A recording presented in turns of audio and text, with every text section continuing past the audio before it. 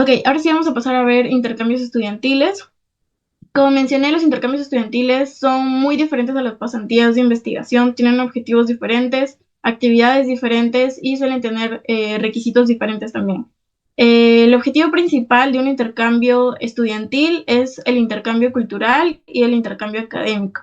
Entonces, uno en un intercambio estudiantil principalmente se va a llevar los cursos que podría haber llevado en la uni, pero los va a llevar en una universidad de otro país para poder ampliar un poco más su panorama de cómo es que se ven estos temas en otros países. Por ejemplo, cuando yo estaba buscando algunas universidades, me interesó bastante la UNAM porque me di cuenta de que llevan bastantes cursos, tanto de automatización como de ingeniería biomédica, y tienen cursos bastante especializados que incluso no están en nuestra malla. Bueno, yo soy de ingeniería electrónica y hay muy pocos cursos de ingeniería biomédica y dentro de esos pocos cursos solamente se abre uno o dos. Igual de automatización, también sí hay varios en la FIE, pero no se suelen abrir la mayoría de ellos. Entonces, eso fue mi principal motivación, por ejemplo, por la razón por la cual yo quise postular a la UNAM, porque vi en su plan, porque cuando uno postula a la UNAM en específico, ya debe tener en su postulación los cursos que quieres llevar. Entonces, no puedes postular y que te acepten y luego recién ver en el plan qué cursos vas a llevar. Tú postulas ya con los cursos que quisieras llevar y te ponen un requisito mínimo, creo que de 3 o 4 cursos, no recuerdo bien. Entonces, en internet está toda la malla curricular de la UNAM y uno puede ir viendo en el sílabus qué cursos puede convalidar, qué cursos no. Entonces, por ejemplo, eso fue mi caso. Bueno, un intercambio estudiantil se centra en la experiencia de aprendizaje en un contexto internacional, incluyendo cursos académicos, actividades extracurriculares y la inmersión en una nueva lengua y cultura, dependiendo si es que te estás yendo a un país, por ejemplo, angloparlante, o si es un país en el que se habla portugués, o la mayoría de universidades con las que tiene convenio la uni son en español. Así que el tema de la lengua no suele ser muy complicado, solamente en el caso de las de Brasil y los países angloparlantes, como en el caso de Canadá, por ejemplo, me parece que también tienen un convenio con una universidad de Estados Unidos, y en ese caso sí habría que tener en cuenta también el cambio de lenguaje. Y como objetivo final, como meta, se espera en un intercambio estudiantil que los estudiantes adquieran una comprensión más amplia y global de su campo de estudios, así como habilidades interculturales y de comunicación mejoradas. Entonces, básicamente, un intercambio estudiantil es ir a otra universidad, tomar cursos y poder aprender de profesores diferentes, con estudiantes diferentes, porque muchas veces también son estudiantes del mismo país, pero también hay muchas personas en la misma situación de uno que vienen de otros países, también como estudiantes de intercambio. Entonces, hay que tener en cuenta que un intercambio estudiantil es ir a estudiar en otro país, pero igual llevas cursos, vas a la universidad, tienes que presentar tus entregables, tus exámenes. Entonces, es muy diferente a una pasantía de investigación. Nuestra universidad tiene varios convenios con bastantes universidades. Por ejemplo, tenemos en Alemania, me parece que tiene 2 convenios, la HFU y la OTH. De Chile está la Pontificia Universidad Católica de Chile, está la Sao Paulo de Brasil, también tiene la Fluminense de Brasil y no estoy segura si tiene más. De Colombia tiene la Universidad Pontificia Bolivariana en Colombia y también está la UNAM, también tiene la Politécnica de México y tiene muchas otras también de España. Me parece que el año pasado no se abrieron convocatorias de España, pero hace 2 años sí. Entonces, si alguno de repente está interesado en una universidad de España, también tendría que estar pendiente a la página. Yo recuerdo, por ejemplo, que cuando estaba muy interesada en participar en alguna convocatoria de movilidad internacional, revisaba al menos a la semana 2 o 3 veces la página de OCRI para poder ver exactamente en qué momento se abría una convocatoria. Entonces, como pueden ver, hay muchas convocatorias de movilidad internacional que tiene OCRI. Estas no son ni la mitad de las que suele sacar. Y en específico a las que yo postulé fueron la HFU de Alemania, principalmente porque yo estudio ingeniería electrónica y Alemania es un país que tiene bastante desarrollo tecnológico, entonces esa fue mi principal motivación para postular a esta universidad. Y algunos de los, bueno, todos los requisitos que pedían eran los que pueden ver en pantalla, que son solamente 6. Como pueden ver, pedían un, bueno, debe ser estudiante de la uni para poder participar en estas convocatorias. Esto normalmente se demuestra con tu avance curricular, tu boleta de matrícula, o hay un documento que se llama constancia de matrícula que te lo pueden dar en mesa de partes. En mesa de partes pueden dar bastantes documentos, de hecho hay varios de ellos son gratuitos, como el orden de mérito, puedes sacar tu constancia de quinto superior gratis también.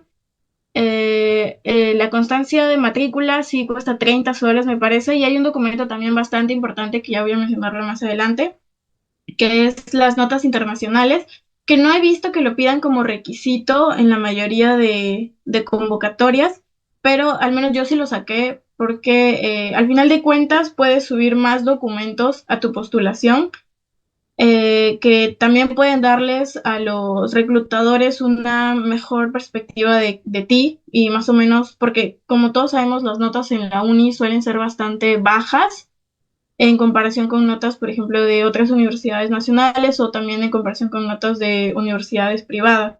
Entonces, para países, bueno, universidades del extranjero, al ver nuestras notas en comparación, claramente va a haber una diferencia bastante abismal. Y es precisamente por eso que existen las notas internacionales, que es un documento que se tramita también en Secretaría General, me parece que está en Pabellón Central también, y es un documento que cuesta 70 soles, en el que básicamente indica, es en una escala de letras, está A más, A, B y C. Entonces, si tú tienes más de 14 estás en A más.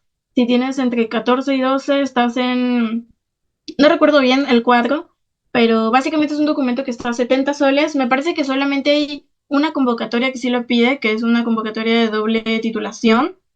Y me parece que es la única convocatoria en la que exige este documento. Pero fuera de eso, yo básicamente lo tramité para poder darle un plus a mi postulación. Bueno, también deben ser estudiantes pertenecientes a quinto ciclo en adelante. La mayoría de las convocatorias para participar en una pasantía de investigación o en alguna movilidad estudiantil requieren que estés en quinto o sexto ciclo, porque te piden cierto mínimo creditaje, cierto mínimo, una cantidad mínima de créditos para que puedas hacer este intercambio estudiantil. Bueno, otro requisito era contar con un promedio mayor o igual a 15, que eso también se demuestra con tu avance curricular, también con el documento de notas internacionales o también con los documentos de orden de mérito. También te piden contar con pasaporte vigente, que es, este es el requisito que piden en todas las convocatorias, básicamente. Pedían también un certificado de idioma alemán o inglés. En mi caso, yo no sé nada de alemán, yo solamente sé un inglés. En mi caso, como pedían certificado de idioma, hay algunas convocatorias que te piden ciertos certificados en específico, pero como este solamente pedía certificado en general, en mi caso yo presenté el TOEFL ITP, que es un examen que me parece que muchas personas de la uni llevan inglés en el IBNA. Entonces, en el IBNA, cada vez que uno acaba un nivel, le dan el chance de de tomar el examen TOEFL ATP gratuito, porque me parece que es un examen que sí es caro, y uno lo puede tomar de forma gratuita cuando acaba un nivel de inglés y solamente tiene un plazo de 6 meses para darlo. Si te sales de esos 6 meses, sí lo tienes que pagar tú por tu cuenta. Entonces, en mi caso yo había terminado el básico ya el año anterior, me parece, estaba en intermedio, y como uno había terminado el intermedio, no podía dar el examen TOEFL ITP del nivel intermedio y presenté mi certificado de cuando terminé el básico en el que tenía un nivel B1 y era el mínimo de idioma inglés que te pedían en esta convocatoria. Y también te piden asumir los costos de desplazamiento y sostenimiento durante tu estadía en HFU.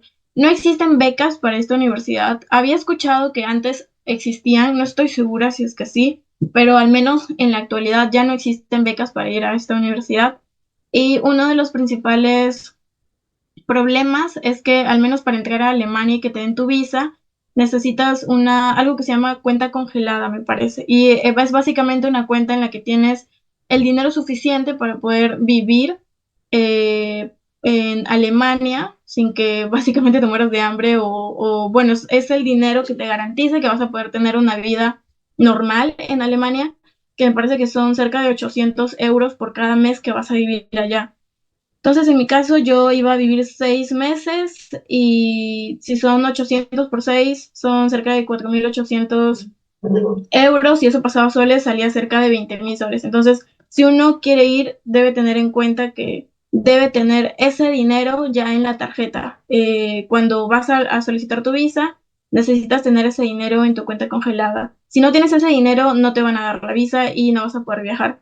Entonces, ese es uno de los principales impedimentos para viajar a Alemania, por ejemplo. Aunque sí me han dicho varios compañeros que han ido allá que en realidad sí se gasta incluso la mitad de lo que te suelen pedir en tu cuenta congelada, pero igual debes tener el dinero en tu tarjeta.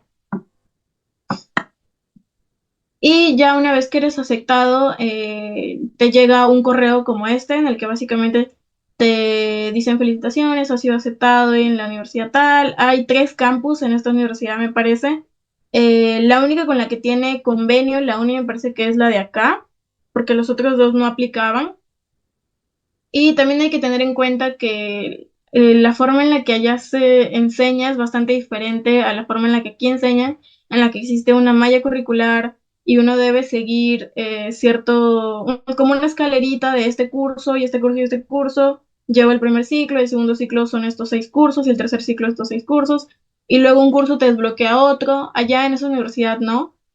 Puedes llevar los cursos que tú desees pero no está tan especializado como carreras como en la uni, que existe ingeniería electrónica, ingeniería eléctrica, allá básicamente todo se concentra como ingeniería.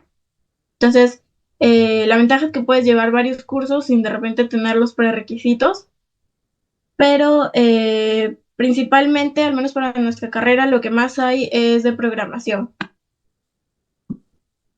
Por otro lado, también participé en la convocatoria de la UNAM, en el que los requisitos son nuevamente ser alumno de la uni, debes estar en sexto ciclo en adelante, como les comenté, normalmente piden entre quinto y sexto ciclo como mínimo para poder participar. En la UNAM piden un promedio mínimo de 15 y esto es un punto bastante debatible porque, bueno, yo sí contaba con un promedio mayor a 15 en ese momento, pero tuve amigos que postularon con un promedio menor a 15, un promedio ponderado menor a 15 y aún así los aceptaron. Entonces, yo les diría que si de repente no tienen 15, porque estoy consciente que muchas veces los promedios en la uni son bajos, entonces no sé, la mayoría no tienen más que 15, entonces eso limita bastante la participación en esta universidad, pero sí les recomendaría que así no tengan 15 intenten postular, porque como les digo, un amigo bastante cercano a mí postuló y pasó todo el proceso con su promedio menor a 15 y aún así al final de todo el proceso lo aceptaron. Entonces, yo creo que de esta forma los animo a participar aunque no tengan un promedio de 15 porque probablemente sí los vayan a aceptar.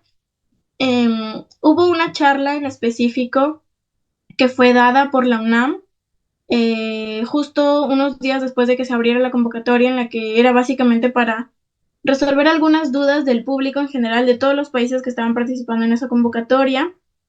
Y en esa charla hablaron de un cuadro de equivalencias que tienen para cada uno de los países, porque depende bastante de en tu universidad cuál es la nota mínima. Entonces, para aprobar. Entonces, dependiendo de cuál es la nota mínima para aprobar en tu universidad en específico, en tu país en específico, existe una nota mínima que pide la UNAM para poder ser parte bueno, para poder ser estudiante de la UNAM durante un semestre. También existe la posibilidad de que se pueda extender y puedan estar ahí un año, es decir, 2 semestres.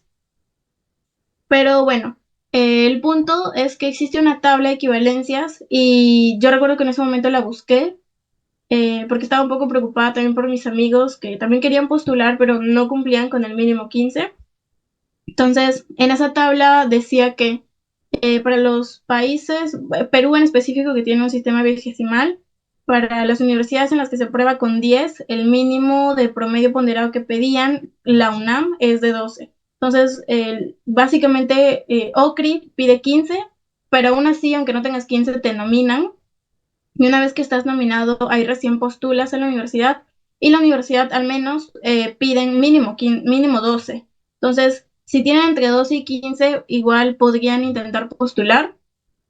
Entonces, básicamente es eso. Por ejemplo, para estudiantes de la San Marcos, que creo que mínimo se aprueba con 11, la nota mínima que pedían, creo que era 14, o a ellos sí les pedían 15, me parece. Entonces, por eso les digo, depende bastante de cuál es la nota mínima aprobatoria en su universidad. Y de eso depende, en el cuadrito ven cuánto es la nota mínima que piden para poder ser aceptado en la UNAM. Nuevamente piden pasaporte vigente, como mencioné, es un requisito que piden en todas las convocatorias. Y también te piden asumir los costos de desplazamiento y sostenimiento durante tu estadía en la UNAM. Básicamente aquí te aceptan en la universidad, pero tú debes pagar tu alimentación, debes pagar tu vivienda, tu transporte. Como mencioné, existen formas de financiarte este tipo de movilidades estudiantiles, como por ejemplo está OCRI, que te puede dar máximo 2,000. He escuchado que para personas que tienen movilidades estudiantiles que no sean en Latinoamérica, creo que pueden dar un poco más, pero principalmente si uno va a hacer un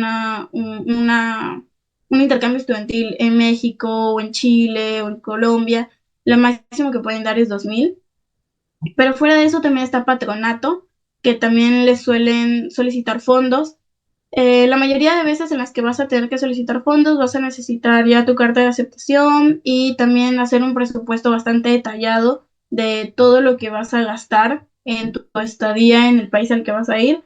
Entonces, hay que tener en cuenta también eso, y aparte hay que presentar ciertos documentos que son bastante fáciles de conseguir, que son básicamente que el decano de tu facultad apruebe tu pasantía o apruebe tu intercambio estudiantil, que es básicamente un documento que le envía OCRI al decano, y el decano solamente tiene que aprobarlo, porque realmente no existe razones para que te nieguen ir a ir a una pasantía o ir a un intercambio estudiantil. Y aparte de eso también está la beca Alianza del Pacífico, que es una beca en la que te dan subvención para poder vivir, tanto transporte, me parece que también te dan seguro. No estoy segura si cubre los vuelos, pero te dan una cantidad suficiente para poder vivir ahí todos los meses en los que vayas a hacer tu intercambio estudiantil. Y hay que tener en cuenta que solamente se abre una vez al año y pueden participar cualquier universidad, siempre y cuando sea de México, de Perú, de Chile y de Colombia. Bueno, cuando uno postula a la UNAM, va a hacerlo una vez que ha sido nominado, después de enviar todos sus documentos a OCRI, y OCRI te dice que ya ha sido nominado, y ahí recién puedes empezar a subir todos tus documentos a la plataforma de la UNAM. La UNAM tiene una plataforma como la que pueden ver en la parte inferior, en la que ellos mismos te crean una cuenta y te llega a tu correo que tu correo ha sido asociado a una cuenta de su página de postulaciones. Me parece que uno mismo se crea su contraseña, y una vez que ingresa ya es bastante intuitiva la plataforma, ahí mismo te indican qué documentos tienes que subir, hay bastante información sobre qué documentos se tienen que subir para el UNAM, y toda esta información está en internet. En realidad son bastantes documentos dependiendo de a qué facultad vas a ir. Y me parece que allá, como es una universidad en la que hay bastantes carreras, no solamente es de ingeniería, casi todos, al menos todos los que postulan desde la uni, como son carreras de ingeniería, creo que todos van directamente a la facultad de ingeniería, excepto la facultad de química. Creo que esa carrera sí tiene una facultad aparte. Pero básicamente en esta plataforma uno sube su pasaporte, su avance curricular, sube un documento que lo tiene que enviar OCRI también, en el que es un documento que avala que uno ha sido nominado por OCRI y es firmado por una autoridad de OCRI también. Y aparte unos 3, 4 documentos más, y eso es toda la postulación. Yo recuerdo que tuve que esperar cerca de un mes o mes y medio para recibir la respuesta si había sido aceptada o no.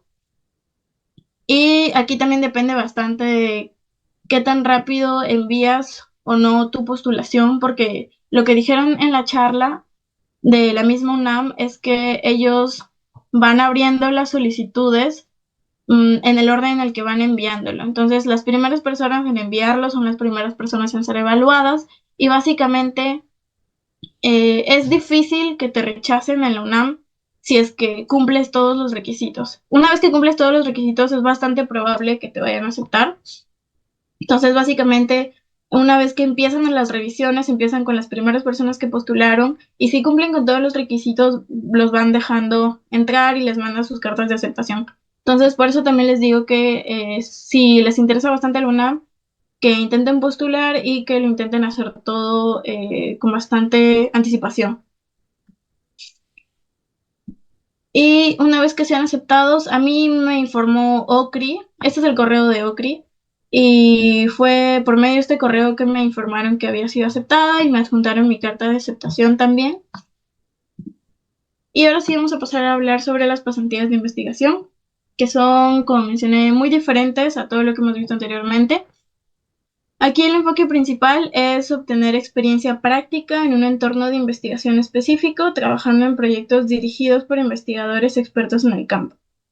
Entonces, principalmente uno se va a otra universidad y no lleva cursos en una movilidad estudiantil como lo que hemos visto anteriormente. Uno va y lleva cursos y luego cuando vuelve puede convalidarlos si es que se encuentra en la malla y cumple, me parece, con el mínimo de 70% de compatibilidad con los cursos que están en la malla de la carrera que estás llevando. En cambio, en una pasantía de investigación, uno no va a llevar cursos y por ende no llega nuevamente a la uni para convalidar cursos.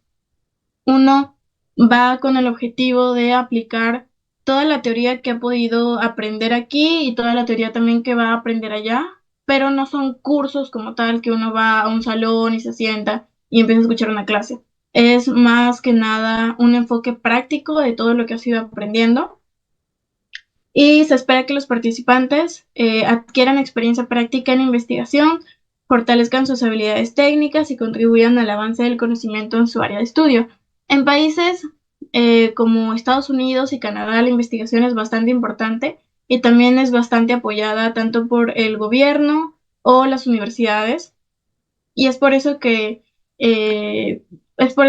por ejemplo, la Universidad de Alberta, que es la universidad que tiene convenio con la UNI, que de hecho si revisan, ya más adelante vamos a ver, la única universidad que puede participar de este programa UARRE, que es University of Alberta Research Experience, que es básicamente la experiencia de investigación de esta universidad, tiene en sus criterios para ser elegible la única universidad que puede participar es la nuestra, la UNI.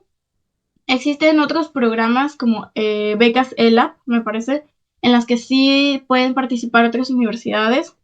Conozco gente que ha ido de UPC y de UTEC, me parece, con esta beca en la que también les dan un estipendio. Lo más Creo que lo más llamativo también de esta beca es que, a pesar de que es una pasantía de investigación, tiene un monto asignado para todas las personas que son aceptadas, que es de $6,000 canadienses, que el dólar canadiense tiene un valor un poco menor que el dólar americano, pero es dinero bastante suficiente para que uno pueda vivir tranquilamente en Canadá durante los 3 meses, porque esta pasantía de investigación dura solamente 3 meses y básicamente los $6,000 alcanzan y por lo que he escuchado hasta muchos compañeros logran ahorrar hasta la mitad o un poco menos del estipendio. Entonces, uno no se tiene que preocupar por los recursos que va a utilizar durante estos 3 meses en Canadá porque todo está cubierto por la universidad. A uno le dan el dinero y uno ya ve de forma responsable cómo lo puede gastar en vivienda, en alimentación y en transporte, que son los principales gastos fuertes que suele tener uno.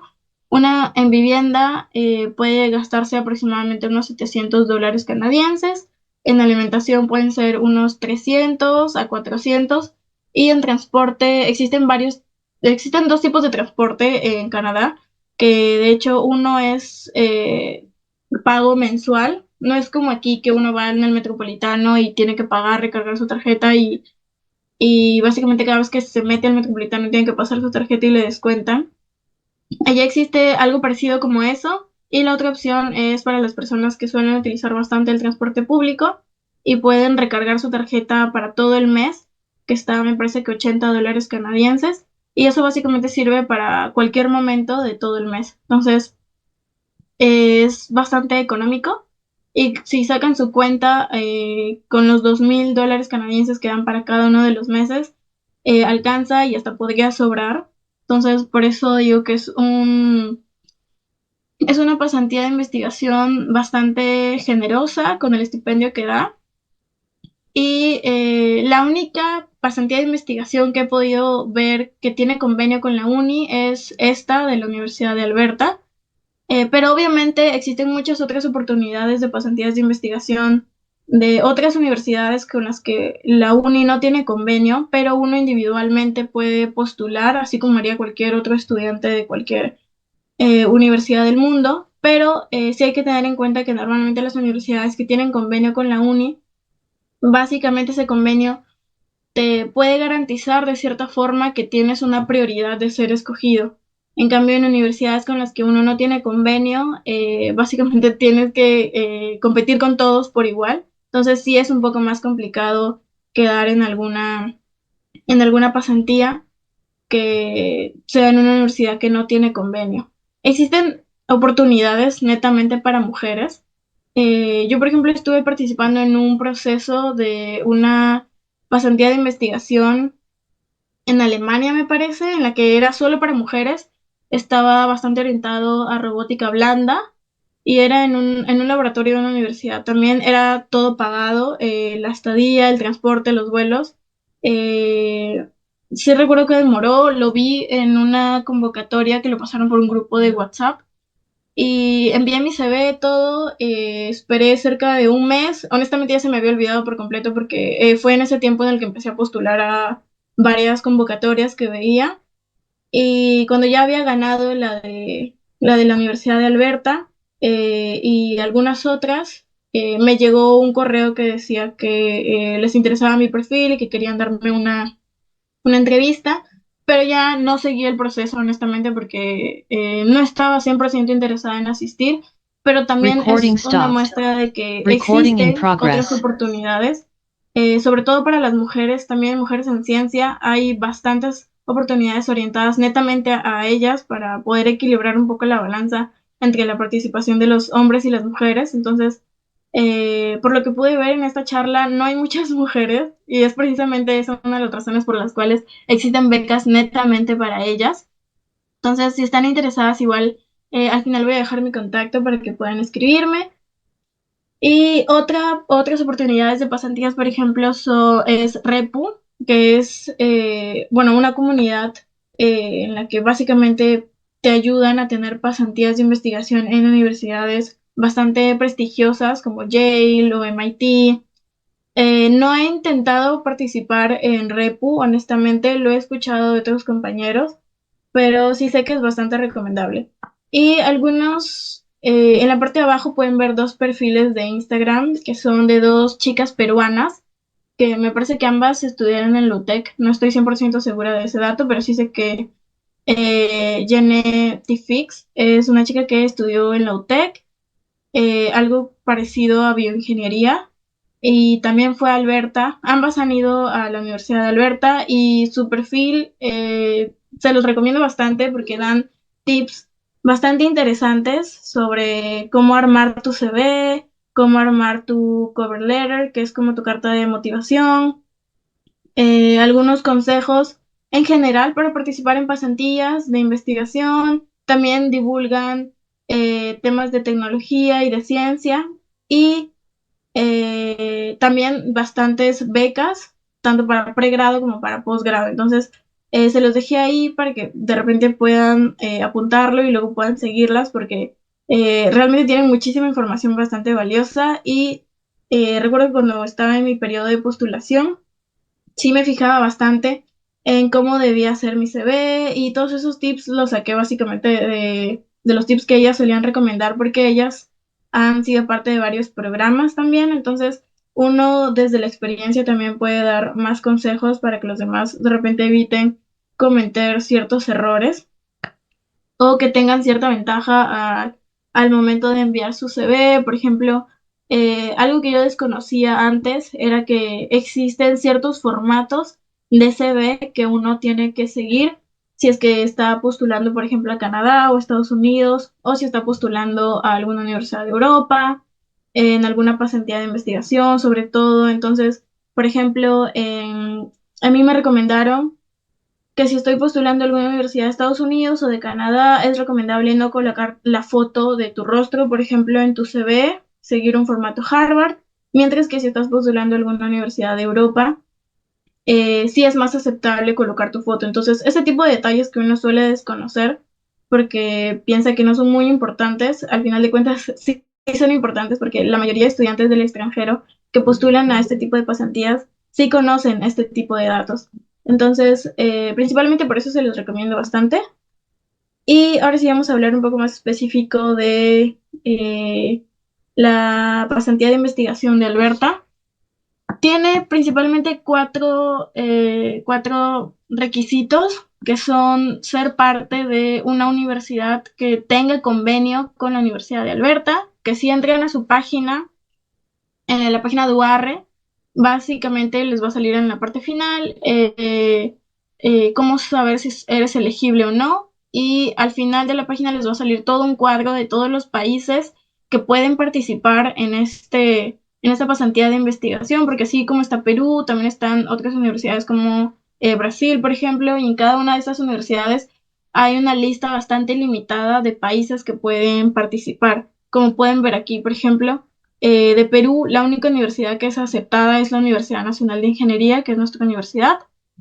Y así en cada uno de los países existe una lista limitada, puede ser una o he visto que hay hasta tres universidades por país. Y solamente esos estudiantes que estudian ahí pueden participar y pueden enviar su postulación. Si uno es de otra universidad, va a ser descartado desde la primera etapa. Entonces, hay que tener en cuenta eso también. Pero como mencioné, conozco compañeros que han ido de UPC y de UTEC con la beca ELAP a esta misma universidad, que la beca ELAP también les da un estipendio, me parece que de 8,000 dólares canadienses, pero es para 4 meses. Entonces es casi lo mismo, son 2,000 por mes, pero es una beca completamente diferente. También piden ser, al menos en los requisitos que da OCRI, pide ser un estudiante de sexto a noveno ciclo. Sí he escuchado de algunos casos de estudiantes de la uni que han participado y han ganado esta pasantía de investigación estando ya a puertas de egresar, así que tampoco lo vean como una limitante si de repente ya están en décimo ciclo en el momento en el que sale la convocatoria. La convocatoria suele salir en el segundo semestre de cada año y se abre solamente en ese momento. Este mismo programa puede ser tanto en verano como en invierno. Hay que tener en cuenta que nosotros estamos en el hemisferio sur y Canadá está en el hemisferio norte. Entonces tenemos las estaciones invertidas. Un ratito.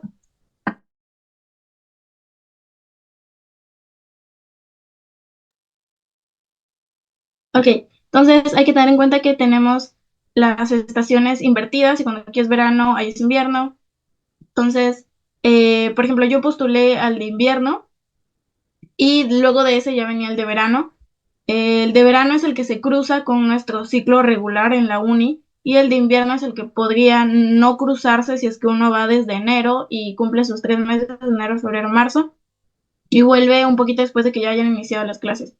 Entonces, básicamente por eso el que más promueve OCRI es el de invierno, pero también existe la posibilidad de postular al de verano en realidad, solo que es menos difundido. Como requisitos, la Universidad de Alberta pide estar entrando a tu tercer o cuarto año de estudios. Hay que tener en cuenta que allá las carreras duran 4 años y no 5 años, así que es básicamente como estar en tus 2 últimos años de carrera. Otro requisito es tener un GPA mínimo de 3,0 en una escala de 4 o un GPA de B, mínimo B. Entonces, si ustedes ven GPA convertido a vigesimal, mínimo 3.0, me parece que tiene una equivalencia de más de 16 de promedio ponderado. En mi caso yo no tenía más de 16 porque me parece que pedían cerca de 16.5 de promedio, creo, como mínimo. Yo en ese momento tenía 16 exacto casi. Entonces yo no cumplía con ese requisito de 3.0, pero la otra opción es tener mínimo B. Entonces ahí es donde entra a tallar la carta que les dije, que es la de acá, que es la de notas internacionales, que tengo amigos que también postularon y sí fueron aceptados a pesar de no tener esta constancia, pero de todos modos yo la añadí por el mismo tema de que la uni sí tiene convenio con la Universidad de Alberta, entonces la Universidad de Alberta también sabe que existen muchos estudiantes de aquí que no cumplen con el GPA 3.0, entonces por ese lado tampoco se sientan limitados si de repente no tienen GPA 3.0, que viene siendo como 16.5 de promedio ponderado. Si tienen menos de eso, también postulen de todos modos, porque al final de cuentas lo que más les interesa no son tanto las notas, sino también tu CV y principalmente lo más importante es tu carta de motivación. La carta de motivación es muy, muy importante porque de hecho uno puede que no tenga mucha experiencia, que no tenga muy buenas notas, pero si tiene una carta de presentación muy, muy buena, es bastante probable que sea elegido en comparación con un alumno que de repente tiene muy buenas notas, que tiene bastante experiencia, pero su carta de motivación no fue para nada buena. Entonces, siempre se les da prioridad a los estudiantes que tienen carta de motivación bastante buena.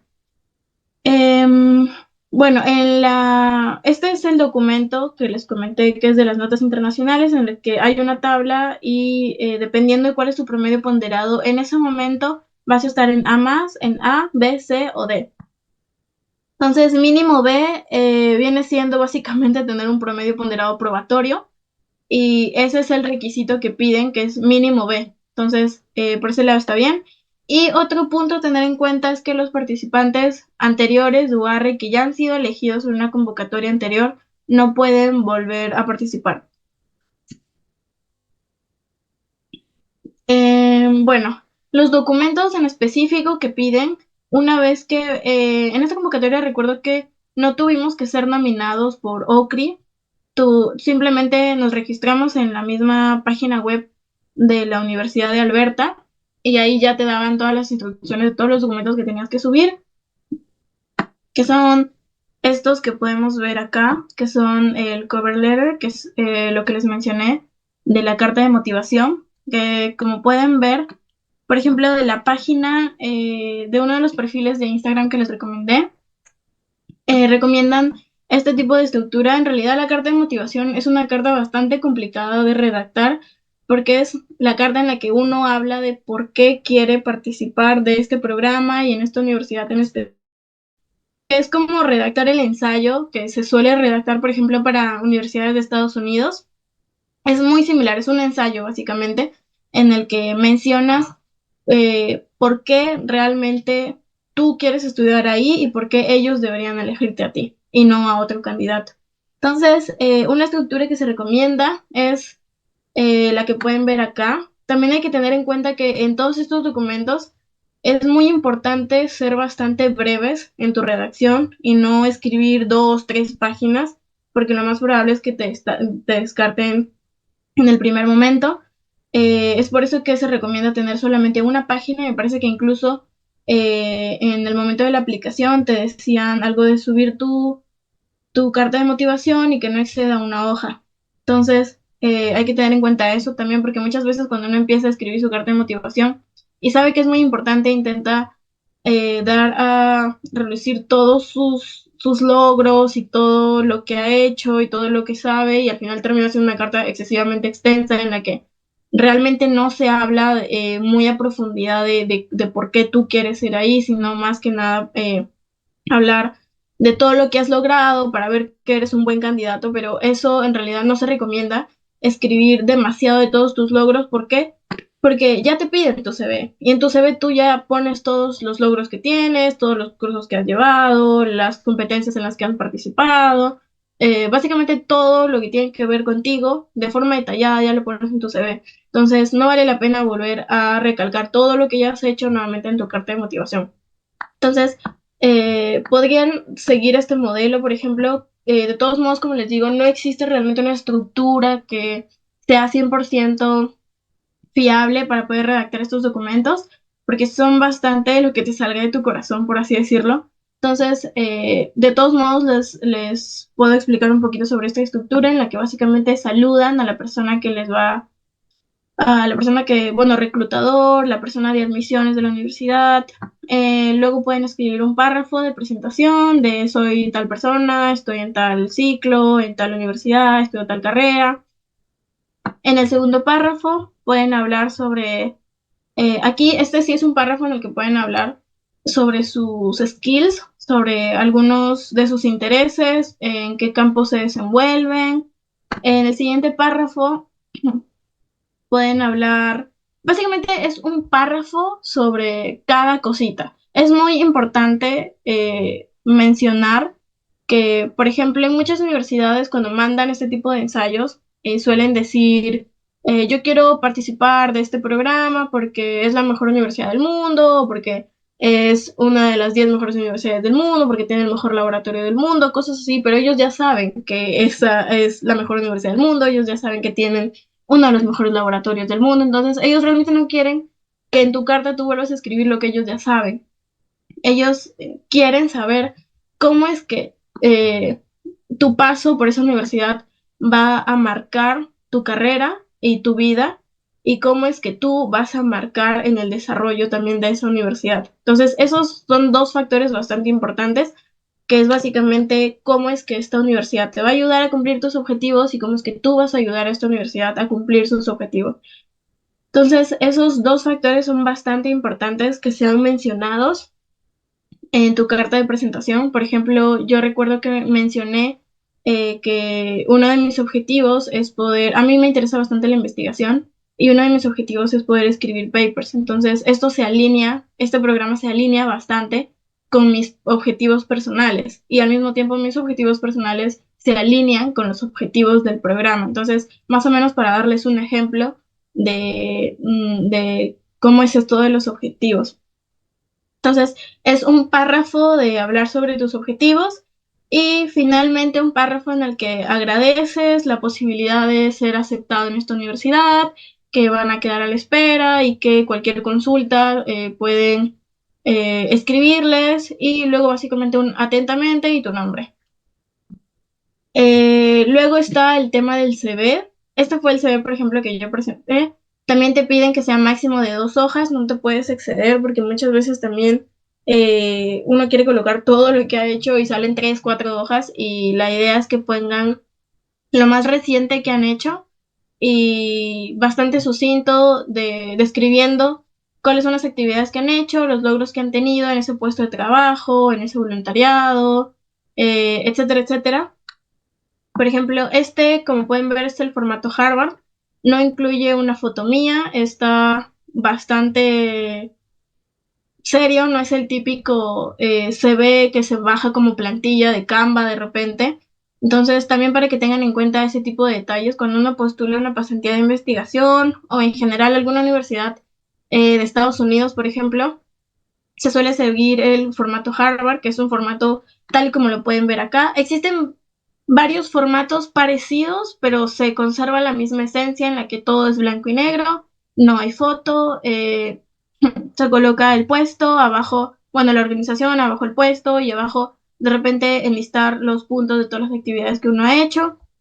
Se suele considerar, por ejemplo, la educación, en dónde estudian, qué estudian, la experiencia laboral, si es que la tienen, proyectos. Es bastante importante que en su CV mencionen proyectos que han realizado, ya que es una pasantía de investigación. Y como mencioné, no es tan trascendental las notas que uno tiene, sino más que nada cómo se ha desenvuelto en proyectos o en alguna agrupación técnica. Em, por ejemplo, si alguno está en CETIC y está desarrollando algún proyecto, también sería muy bueno que lo puedan agregar a su CV. Si de repente han hecho proyectos solos, sin ninguna agrupación y sin ningún laboratorio, también lo pueden colocar. También pueden colocar actividades de liderazgo, como por ejemplo en esta sección yo coloqué mis actividades de liderazgo más recientes, en la parte de abajo algunos premios que hayan ganado de alguna competencia, en algún congreso, o si han sido de repente panelistas, si han participado en alguna charla, o si han ido a algún congreso, y en la parte final como tus habilidades. Entonces, de esa forma pueden reducir bastante los puntos y dar un panorama bastante amplio de qué es todo lo que han hecho durante todos estos años de carrera. También deben tener sus transcripciones académicas, que es como el avance curricular que uno descarga de ORCE, tal cual, pero hay que tener en cuenta que todos los documentos que se deben subir, tanto la carta de motivación como tu CV, tus notas, todo, absolutamente todo tiene que estar en inglés.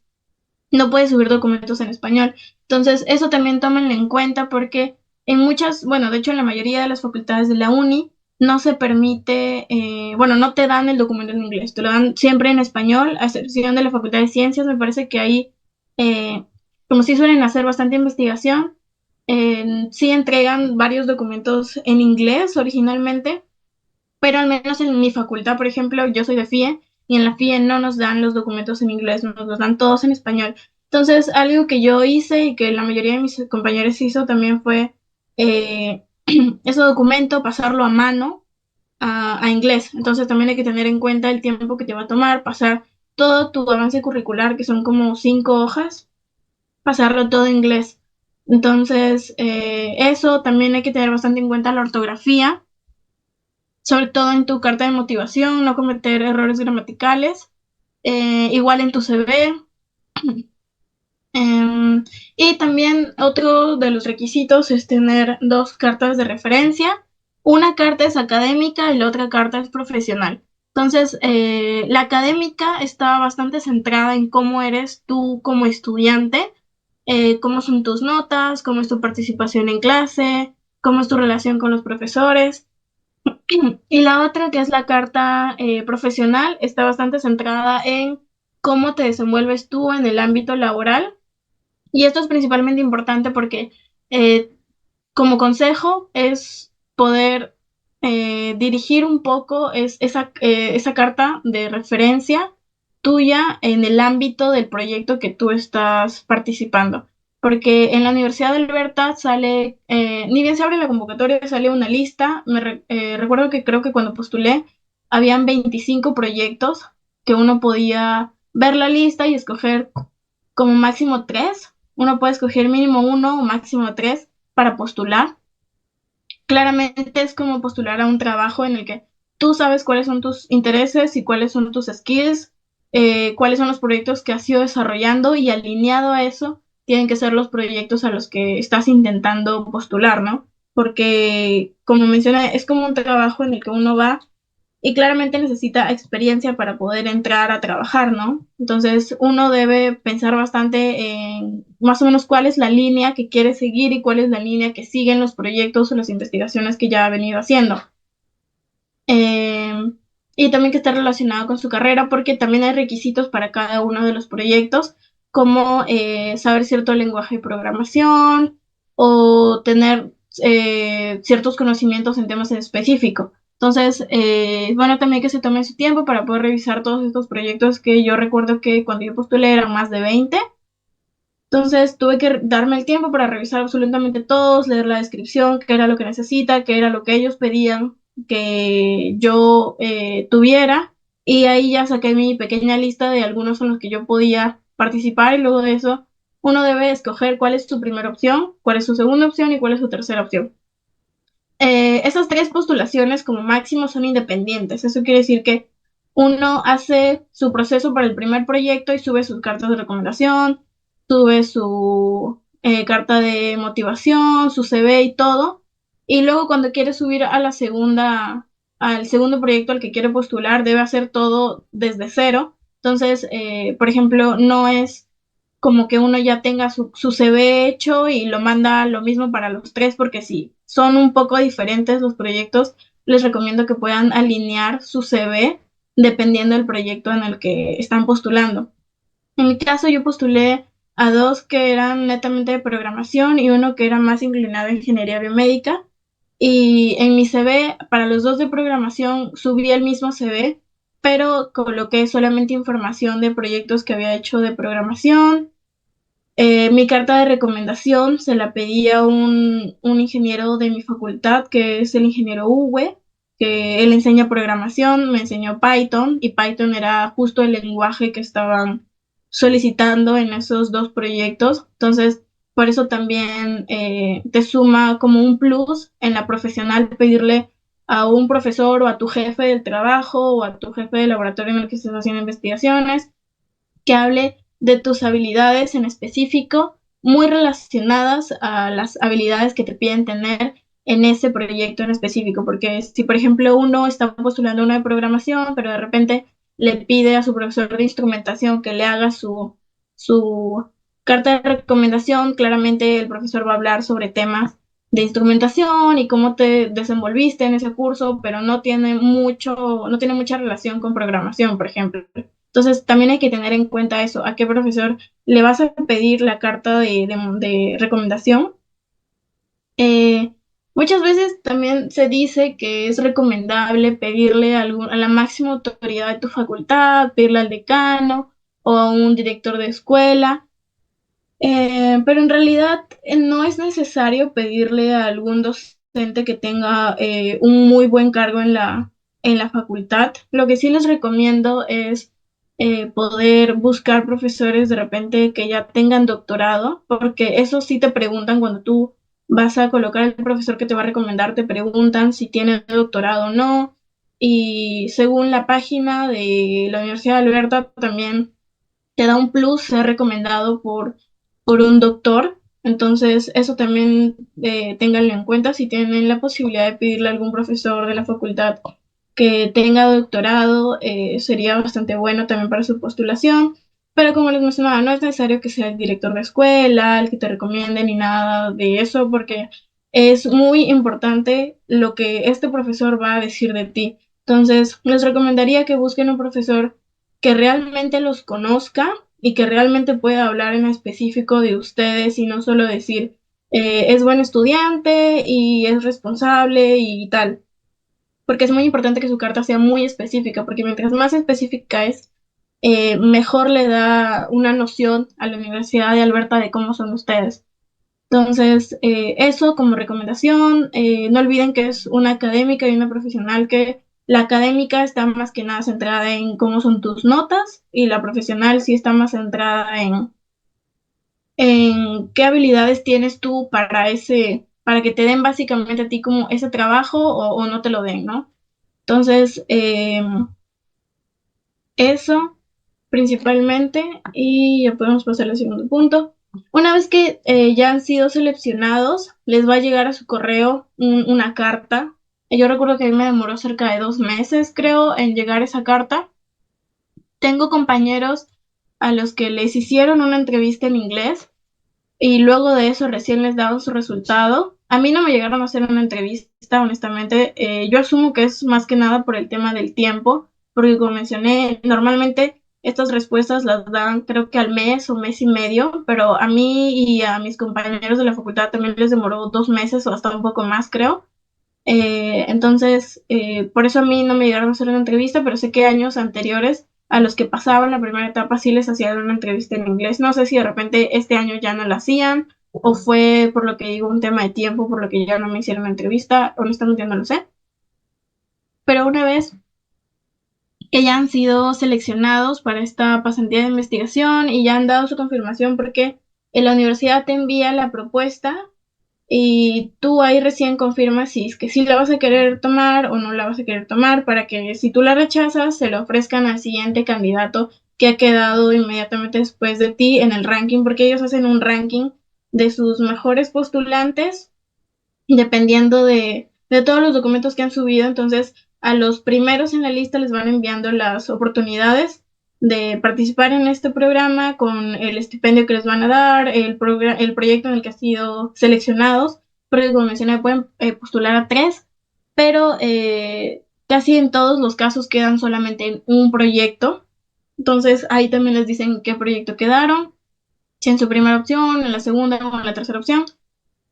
Y una vez que ustedes ya confirman que sí van a tomar la oportunidad, entonces te mandan recién ahí tu carta en la que ya dice cuánto tiempo va a ser, cuántas horas a la semana, el estipendio que te van a dar, cuál es el proyecto, el nombre de tu advisor. Y con esa carta recién puedes ir a la embajada a solicitar a empezar tu trámite para que te den la visa canadiense, porque para ir a Canadá sí necesitas visa.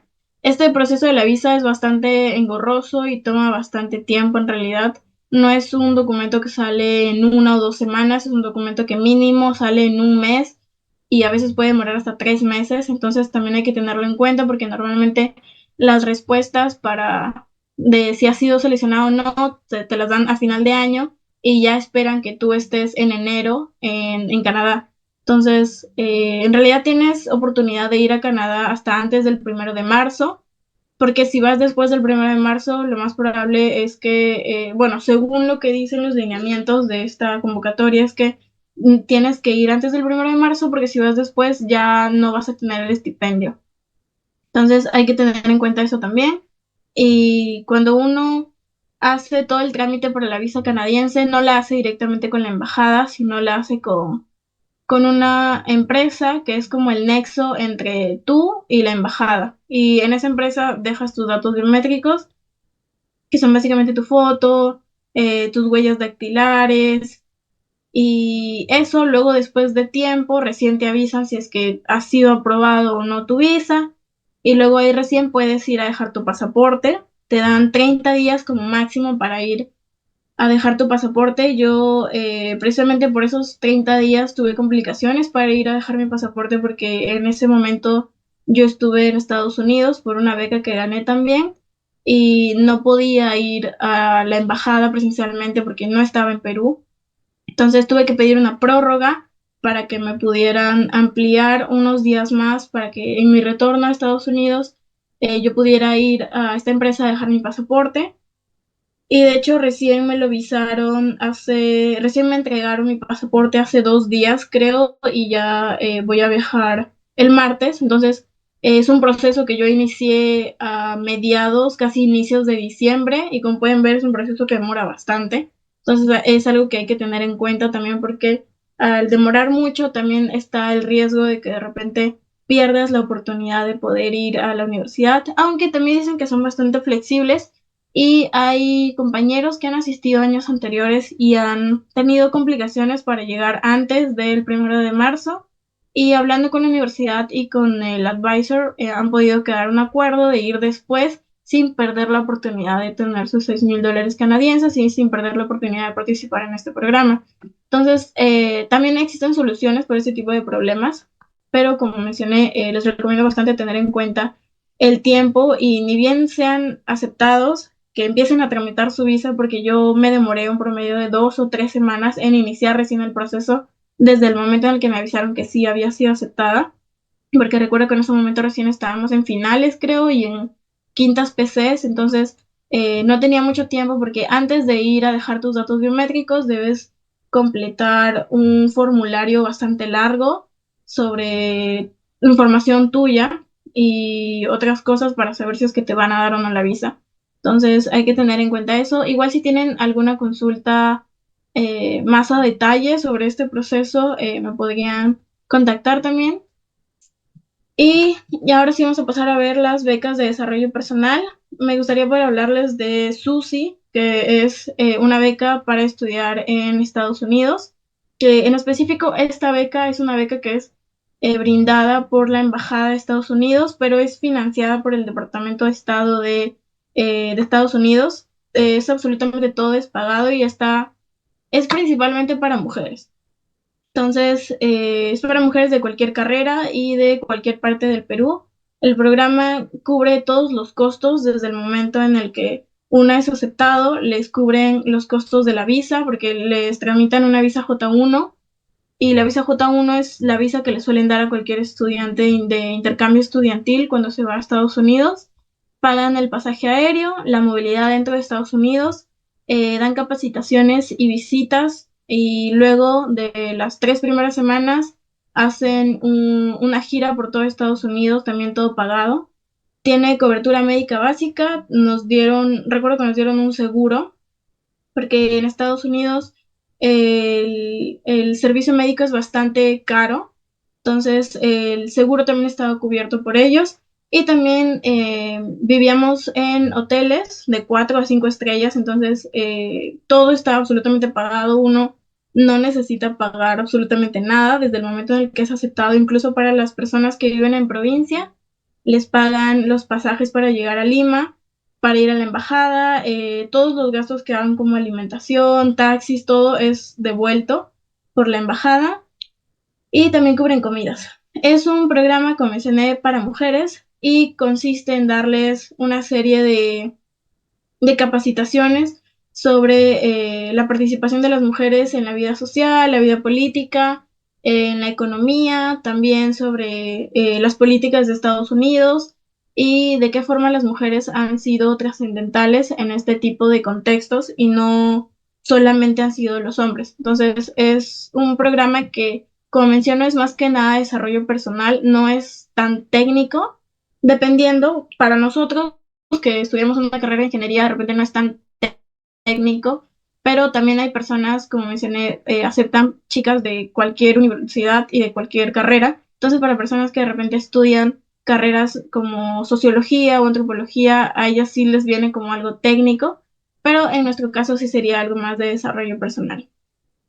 Los requisitos son ser ciudadana peruana, tener entre 18 y 25 años, estar en una universidad, tener capacidad de liderazgo. Esto es bastante importante porque es una beca de liderazgo, entonces se tiene que demostrar que este estudiante es líder en su comunidad, ya sea en la universidad o en cualquier otro contexto. Piden mínimo un promedio ponderado de 15 y tener experiencia en actividades extracurriculares. Mientras más tengas es mejor, porque al final también te piden poder adjuntar tus certificados. En mi caso, como mencioné al inicio, al menos desde hace 2 años empecé a hacer varios voluntariados y esto también me ayudó a poder conseguir esta beca. Y no es requisito hablar en inglés porque las clases que son impartidas en inglés, allá hay un traductor que te coloca unos audífonos y por medio de esos audífonos tú puedes escuchar la clase, la traducción en español en tiempo real. Pero de todos modos, si sabes inglés, puedes escuchar la clase también en inglés, así que es bastante bueno también para que puedan practicar su inglés si de repente no tienen un nivel muy avanzado. Y bueno, también convivir con nativos angloparlantes es también una experiencia bastante enriquecedora para poder mejorar tu nivel de inglés. Si es que son aceptados, les va a llegar una carta de aceptación como la que pueden ver aquí. Esta beca, todas estas clases se llevan en diversos institutos o universidades. Principalmente yo lo llevé en la Universidad de Arizona, que es una universidad que queda en Tucson, que es en el estado de Arizona, que es básicamente el sur de todo Estados Unidos, que colinda con la frontera de México. Ahí es donde se lleva la mayor parte de este instituto, pero luego de eso también tuvimos sesiones académicas en otros lugares, como pueden ver. Está la Universidad de Arizona, está también Amherst College, que es una universidad que está en Massachusetts. También estuvimos en la Universidad de George Washington y tuvimos una sesión académica también en Harvard. También durante la gira, como mencioné, que es todo pagado, nos llevaron a visitar el MIT. También estuvimos en Harvard, como mencioné. Ahí sí tuvimos una sesión académica. También cada persona tenía asignado un mentor para poder conocer un poco más sobre la vida de un estudiante promedio en Estados Unidos. La mayoría de personas que estaban a cargo de este programa eran personas que ya estaban en la maestría, porque en Estados Unidos es bastante común terminar pregrado e iniciar inmediatamente tu maestría. Entonces, la mayoría de personas que tenían 23, 22, 24 años ya estaban iniciando una maestría, que es una cultura completamente diferente a la que tenemos aquí, en la que solemos esperar varios años para poder titularnos y luego empezar una maestría. Entonces, conocer más de cerca la vida de un estudiante norteamericano también es bastante interesante. Y bueno, luego también estuvimos en Massachusetts, estuvimos en Boston, en Amherst, en Nueva York y en Washington. Entonces, es una experiencia que si tienen la oportunidad de participar y cumplen con los requisitos, les recomendaría que, bueno, como mencioné, a las mujeres poder participar de esta oportunidad, porque como mencioné, solamente necesitan los requisitos, no necesitan tener dinero como en la mayoría de las otras convocatorias que mencioné.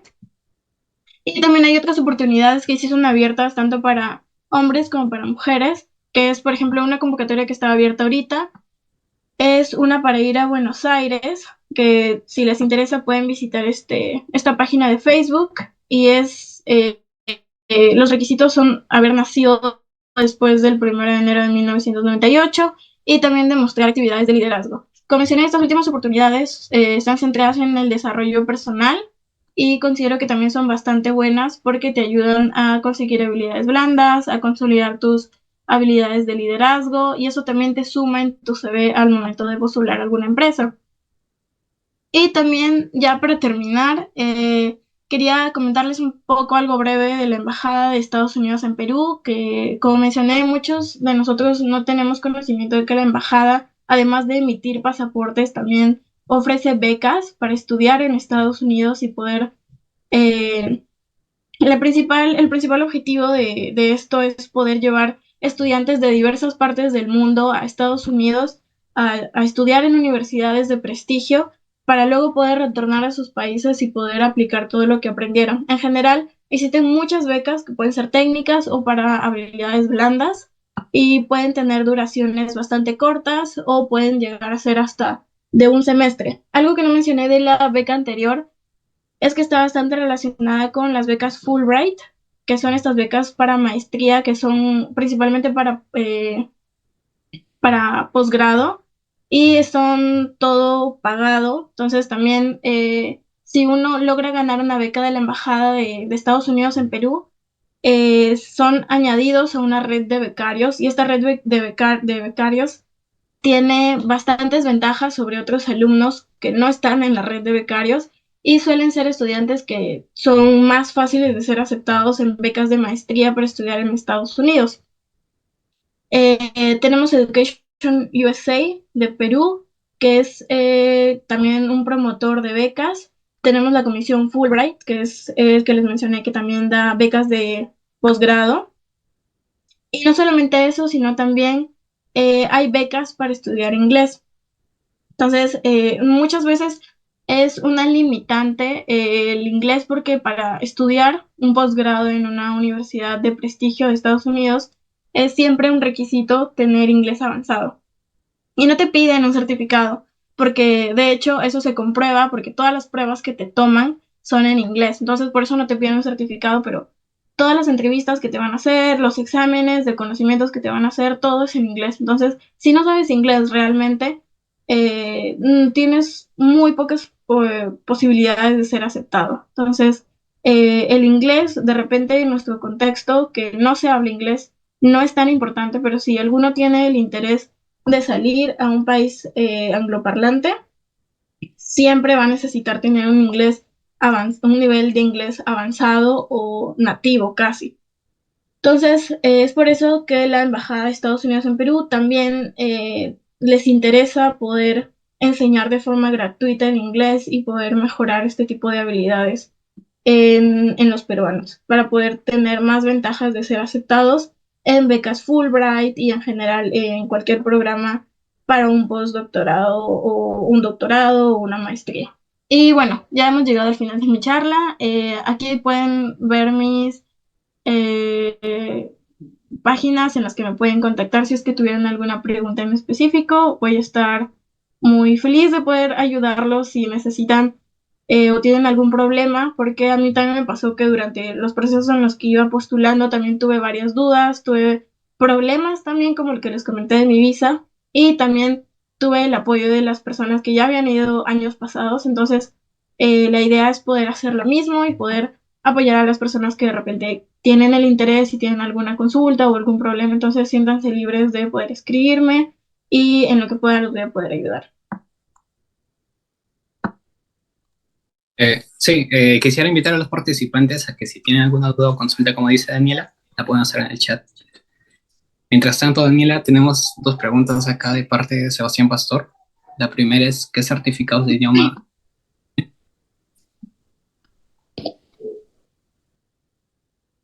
¿Qué certificado de idioma normalmente requieren? Cuando es inglés, al menos las universidades que tienen convenio con la uni no te especifican un certificado en específico. Por ejemplo, en el de la Universidad de Alberta, que es en Canadá y el idioma que se habla es inglés, no te piden ni siquiera un certificado de inglés. Obviamente es necesario que lo sepas porque todo, si llegaras a ser seleccionado y no sabes inglés, no vas a poder comunicarte con tu advisor, no vas a poder comunicarte con tus compañeros del proyecto, vas a tener muchas complicaciones en hacer tus reportes. Entonces, claramente es recomendable que tengan al menos un nivel intermedio de inglés para poder participar, pero si no tienes un certificado que lo avale, tampoco pasa nada. Yo en mi postulación de Alberta no mandé ningún certificado, solamente coloqué en mi CV mi nivel de inglés. Entonces, si es que no lo tienen, no quiere decir que los van a descartar, pero si es que lo tienen, claramente sería un plus a tu postulación.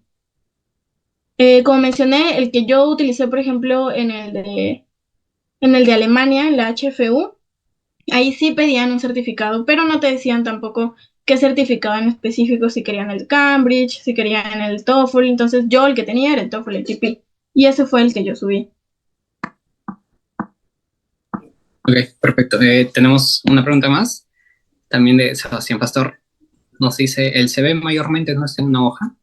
Sí, en realidad depende bastante de la finalidad de tu CV.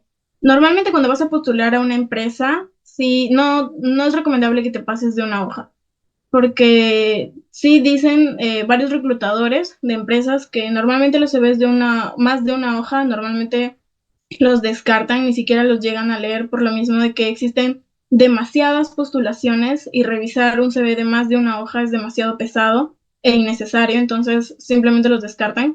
Pero en el caso de la Universidad de Alberta, ahí te decía en la parte del CV que estaba permitido subir de 1 o 2 páginas. Más de 2 páginas ya no te permitía subirlo, pero sí estaba permitido 2 páginas.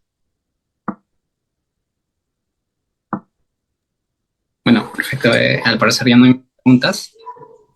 No, no, no, ok, no. ¿Qué procesador de texto usaste para elaborar tus documentos como CV o las cartas de recomendación?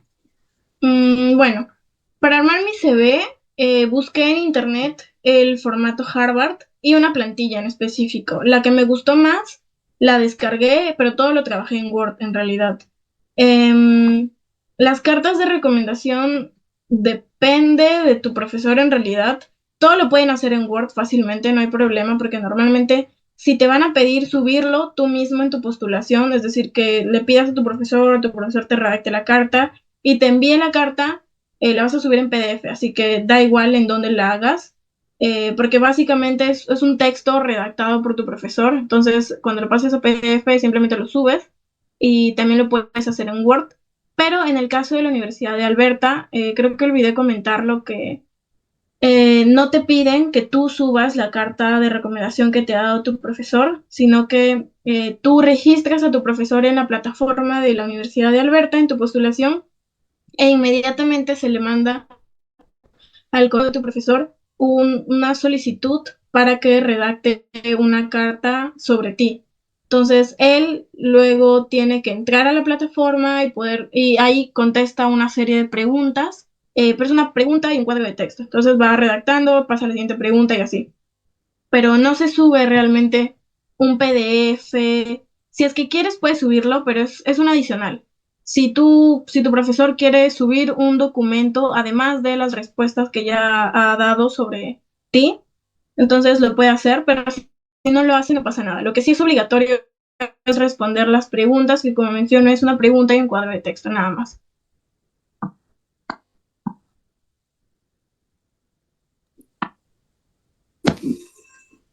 Bueno, al parecer ya no hay más preguntas. Bueno, muchas gracias, Daniela, por compartir tus conocimientos y experiencias.